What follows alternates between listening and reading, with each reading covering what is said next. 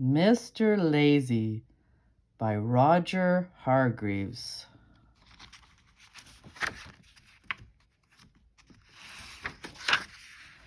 Mr. Lazy lives in Sleepyland, which is a very lazy-looking and sleepy-like place. The birds in Sleepyland fly so slowly, they sometimes fall out of the sky. The grass takes so long to grow, it only needs cutting once a year. Even the trees are lazy-looking and sleepy-like. And do you know what time everybody gets up in Sleepyland? The answer is they don't get up in the morning. They get up in the afternoon. And incidentally, this is what a Sleepyland clock looks like. Everything takes so long to do, there's only time for 4 hours a day.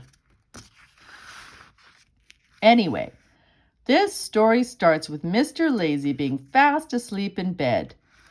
In Sleepyland, they call that being slow asleep. He spends rather a lot of time in bed. It's his favorite place to be. He opened his eyes, yawned, yawned again, and went back to sleep. Later, Mr. Lazy opened his eyes again, yawned, yawned again, and went back to sleep again. Much later, Mr. Lazy got up and went to make his breakfast. We say breakfast, although really it was tea time. He put the kettle on to make some tea. Kettles take 2 hours to boil in Sleepyland. Then he toasted a slice of bread. Bread takes 3 hours to go brown in Sleepyland. Toast never gets burnt there. While he was waiting for his kettle to boil and his bread to toast, Mr. Lazy went into the garden of Yawn Cottage, which was where he lived.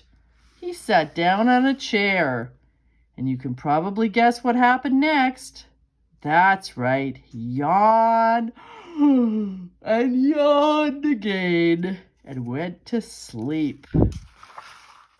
Suddenly, he woke up with a jump, which is something that doesn't happen very often to Mr. Lazy. And the reason he woke up with a jump was because of the noise. "Wake up," said the noise. "Wake up, wake up, wake up." There were 2 men standing in front of him. "I'm Mr. Busy," said one of the men. "And I'm Mr. Bustle," said the other. "Come along now," said Mr. Bustle busily. "We can't have you sleeping all day," added Mr. Busy, bustling Mr. Lazy to his feet. "But who are you?" asked Mr. Lazy. "We're Bustle and Busy," they replied. "Oh," said Mr. Lazy. "Come along now," said Mr. Busy. "We haven't got all day." "But," said Mr. Lazy. "No time for buts," said Mr. Busy. "Or ifs," added Mr. Bustle. "There's the wood to chop, and the beds to make, and the floors to clean, and the coal to get, and the windows to polish, and the plates to wash, and the furniture to dust, and the grass to cut, and the hedges to clip, and the food to cook, and the clothes to mend," added Mr. Busy. "Oh dear," groaned Mr. Lazy in a daze.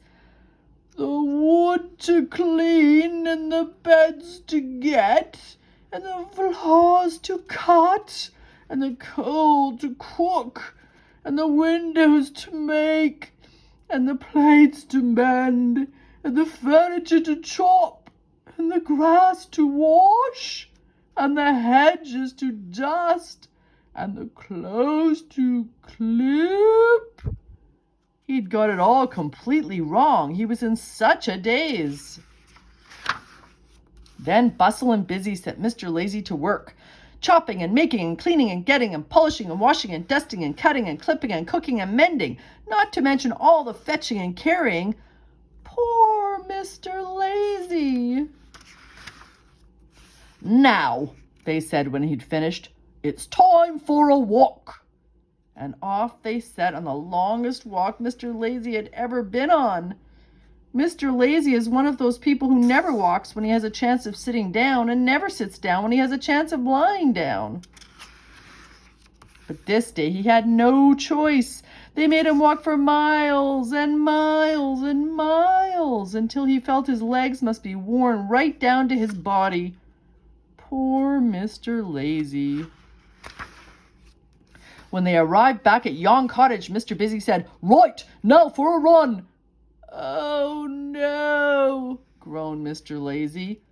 "When I blow that whistle," said Mr. Bustle, producing a whistle, "you've got to start running." "As fast as you can," added Busy. Mr. Lazy groaned a deep groan and closed his eyes. Mr. Bustle put the whistle to his lips. "Whee!" whistled the whistle. "Whee!" went the whistle. Poor Mr. Lazy started to run, but his legs weren't getting him anywhere. He opened his eyes and looked down to see why. And the reason his legs weren't getting him anywhere was because he was sitting on a chair in the garden, and there was no sign of Mr. Busy and Mr. Bustle.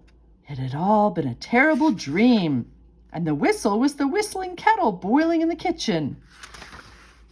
Mr. Lazy heaved a sigh of relief. And then he went into the kitchen and sat down to have his breakfast and to think about his dream. But you know what happened next, don't you? "Wake up, Mr. Lazy! Wake up, wake up, wake up!" The end.